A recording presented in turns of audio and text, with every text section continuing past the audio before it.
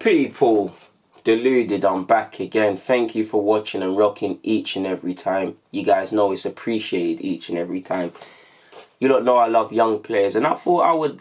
Obviously, I'm not watching everyone religiously 24/7, but you know me, I like young players. I love Arsenal young players, and I love players that were formerly at Arsenal that have departed, and I like to see their progress.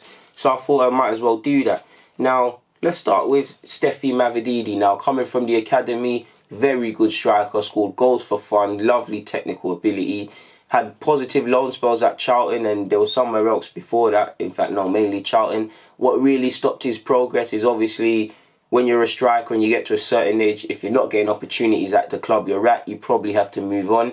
I personally think injuries, because it would have been difficult for any player to break through. But it's like any time, especially in the senior football for Charlton and that, he was getting these hamstring injuries and these things, because Mavididi's a baller. He went to Juventus and he got to train with Ronaldo and he technically made his debut. The 21-year-old finds himself in Liga now on a season-long loan, I believe with an option of a permanent, at Dijon. Now, Dijon have a problem scoring goals in general, and he's had a tough time. He's made 8 appearances, scoring 1 goal, but he's had a couple of injuries again, so he's not been allowed to kind of showcase his best talent. Hopefully he gets fit and firing, because you want to see him make progress, and he's got a good platform there. A season in the French top league, you never know what could happen to you if you play good. You could be alerted to other clubs. So moving on, another striker who there's no need to really speak about. 10 goals and 10 assists at the time of getting this information. Malen. I was gutted when he left. I'm gutted of the player he's become. Not because I don't want him to become this player. I want him to go as far as he can, people. And you see the vids I was making. I saw this sort of thing for him, and you did too. But it's gut-wrenching that it's not at Arsenal. Could you imagine the options of Martinelli and Malen in the side, people? The man scores goals for fun, lovely technical ability. PSV stand to make a healthy profit when they do sell him when the time comes, because he's scoring 10 goals, 10 assists, people. He's obviously played for his country and scored against, was it Germany? He's doing very well, and I'm happy for Malen. Elsewhere, You've obviously got at Telstar, I believe, you've got Charlie Gilmour, and obviously Marcus McGuane. Now, they're good friends anyways, if you've just seen them growing up from the academy days. Their roots took a bit of a different path. McGuane, coming from Arsenal's academy, went to Barcelona. Now, he's got the formal education at Arsenal and Barcelona, and got to add that into his sort of skill set. And now the time has come to play senior football. You do hear there was being at Barcelona B, there was question marks over how he would be utilised this season. So he took the step up to continue his development, and he's gone to Telstar in Holland and linked up with his former guy Charlie Gilmour, who's at Norwich and been loaned out there in the Dutch second division. Admittedly, I'm not watching them religiously, but Jonker is their former manager, I believe, when I last looked. So he's a former Arsenal man. He knows what they're about. And from what I'm seeing, both of them are putting in convincing performances. Charlie Gilmour is putting good performances in and endearing himself to the fans. So that's what you want to see from both of them, because they're both good players, man. I think McGuane's always shown he can play a couple of roles in midfield. Well, you know, I'm a big fan of Charlie Gilmour, and I think he's an old head on young shoulders, and I think they're both going to have decent careers. So hopefully it can continue for them. For Gilmour, hopefully he can go back to Norwich and force his way into their plans if they're in the Championship or in the Prem or whatever. McGuane, hopefully he can do. We're always rooting. Barcelona difficult, but always rooting for McGuane. And if not, hopefully he can get a move either back to England or elsewhere and really put down roots in the professional game. You heard him linked with a move to Croatia, so he's someone that's very. What I like about McGuane, he's brave. He's been at Arsenal. He could have stayed at Arsenal and kind of coasted in the under-23s. He wanted to go and test himself and, trying to accomplish a near impossible job of developing at Barcelona in terms of playing games. I think he showed bravery as a young man to move to another country, to learn another language, and that's going to help him. It's not often spoken about because typically, now they are, but British players don't typically move abroad. But how he's adapted in this young age could help him, because you never know where a football career could take you. He's played in Holland, he's played in Spain and England already. He's of Irish and English heritage, and he's played for both countries already at youth level. So you never know what football does, people. So experiences can develop you. So looking at Leicester now, and we've got Vontae Daley-Campbell, a right back who I felt had the potential to break through to the first team. There's a couple of right backs in the pecking order. I can't remember his name, but is it Galfi or something? There's another right back in the 23s, people. Sorry, Vontae's in the 23s. They're a second string. There's a right back he's been competing with that I believe slightly ahead of him in Leicester's thinking, and you've obviously got James Justin just signed from Luton. I like what I've been seeing from Vontae Daley-Campbell. He's got a good platform there at Leicester to develop on, so hopefully he continues where he is, man. You saw him get chances in pre-season for the first team, so it is what it is. Amichi now, I was livid when we saw Amichi, and I still am, people, but considering Saka's progression and obviously Martinelli, I get the thinking behind the club if they did allow Amichi to leave, because, pardon me, they had them two waiting in the wings. Who knows? I think Amichi's got a lot of potential and he will get to show it. Right now, he's still adjusting to life at Hamburg. Now, he moved in January, so it's always... Did he move in January or the summer? I can't remember, but I'm sure it was January, people. Or it could have been the... No, it was the end of the season. I'm lying to you lot. Don't let me lie to you lot. He moved and he's still finding his feet. He's only 6 months or so into his time there, if my chronological clock is there. He's only a couple of months in. He's still developing. Hamburg, they're always fluctuating between first and second. Admittedly, I haven't seen the second division Bundesliga 2 table right now, but they were second and first, or respectively, the last times I've been looking. So that shows you that they're competing with promotion and there's competition for places, and the manager might not be able to change his team right now because of the good form. So he's still finding his feet. I think it will come, but he needs an adjustment period to not just new life in Germany, but to step up into senior football. He's made 128. He's played 128 minutes so far this season, so he's still finding his feet. The ability is there, and it will happen. Now, Yunus Musah is making great progress in the second string side with Valencia. He's scoring goals for fun. He's taking that form back to him when he plays for England at youth level. He's a good player, man, and I think similar to Malen, we're going to regret it, people.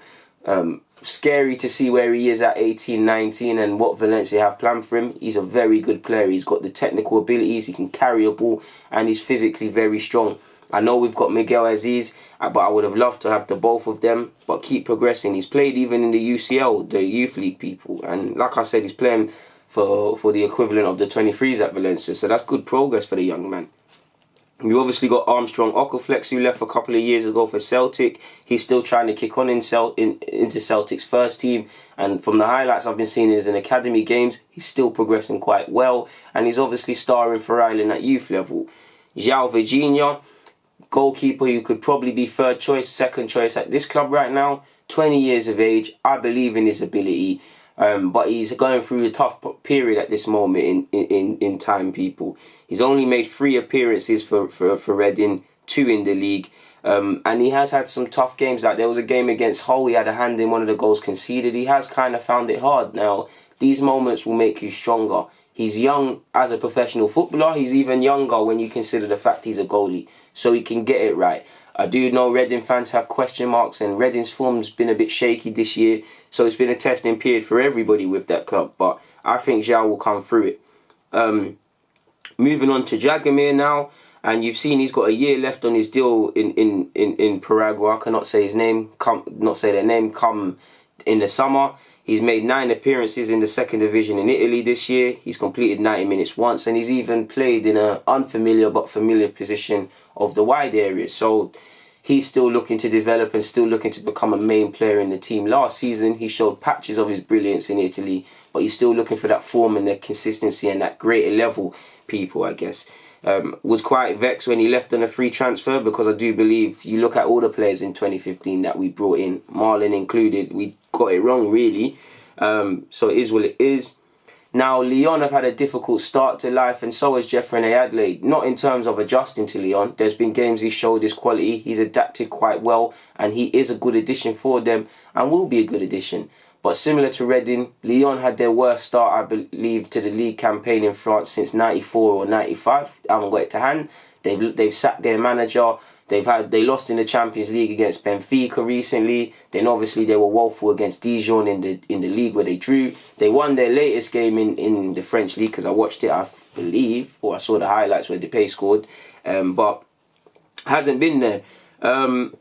Jeff Reine-Adélaïde has struggled to complete 90 minutes, and he's still not a regular as in central figure to the team yet, because he's still developing. For me, goals and assists is the main one for Jeff, and what he kind of had to learn at Ange is that football is very cerebral. You need to do the right things all the time, not do things, not to be flashy, but doing things just to be pointless. So I still think he's developing, and once these things click into place, he's going to be a real sort of central sort of player, because the physical qualities are there. He's looking more experienced and more convincing. He's just got to take it up a level, really and truly. And I think he's at a good place in Lyon, because if he develops, he'll probably be moved on with the dynamic that is football.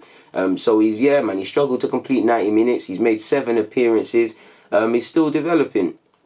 Fortune, who joined the same time as Jeff Reine-Adélaïde for FC Sion, is yet to score this season and has made 6 appearances. So hopefully the 20-year-old can start bagging goals, because he did reject a new 4-year deal at Arsenal for whatever reason. I assume to test himself in the senior game. Moving on, you've obviously got Josh Dasilva now. I was gutted when he left, the central midfielder. You will see in midweek his skill in, I believe it was against QPR. He's been playing quite well when he's been given a chance at Brentford. Now, he's got the next step is to make him an undoubted first name on the team sheet regular. But I think Brentford fans have taken to him. Last season he was adapting. This season he started off very good, man. I think they turned it around against someone. He came off the bench and scored in a good game for Brentford. They turned it around against someone. Have I got it here? I can't remember, people, but the last 2 game weeks I've seen he's been playing quite well. He seems to be over his injuries that were kind of stopping his progress. He's still developing and making inroads, but like I said, the next step is for him to be a first name on the team sheet. But I'm liking the progress the 21-year-old is making at Brentford. He's looking more convincing, and for me, I mean, I've seen Josh play in a bunch of roles. I've seen him play left back when he made his first team debut, seen him play centre half, seen him play in midfield previously as a striker. He's got lovely technical abilities, like you've shown. If he gets his head down at Brentford, then a move could happen for him. Away from that, you've got Chris Willock. Now, his brother's scoring at Anfield. His brother's one of the regulars in the Arsenal team, which certain people would have thought that would have been Chris. Chris hasn't made an appearance for West Brom. West Brom have been decent this year in the Championship, to be mild. They've been decent. The 21-year-old's been restricted to appearances at reserve level, which is disappointing. He left Arsenal to get first team football. It didn't happen for him at Benfica. He's gone on loan at West Brom to get first team football. It hasn't happened. If it continues, him and his agent and his parent club might have to review the situation come January. But we always back Chris. We hope he can turn it around, people. Felix made 12 appearances for Derby, and he's still developing. He still looks naive on the ball at times, but he's developing well within their model. So long may it continue for him. And I've been enjoying watching Derby here and there. And I think Morgan Whittaker made his debut the other day in the league. And you've got Glenn Kamara now. I'm very impressed with Glenn Kamara, because it shows what can happen for you if you get down and work hard. Forget how many games he's played. We know he left Arsenal. He's been at Dundee. He went at Rangers. He's been linked with Aston Villa and Brighton off the back of his good work, people. So football's a funny game, from being released to being managed by Gerrard, which...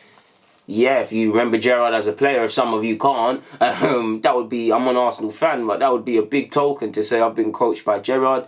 Obviously, the law of the Premier League, and playing for a big club like Rangers and playing under Gerrard is a big carrot in itself, but no disrespect to Rangers or their fans or anything.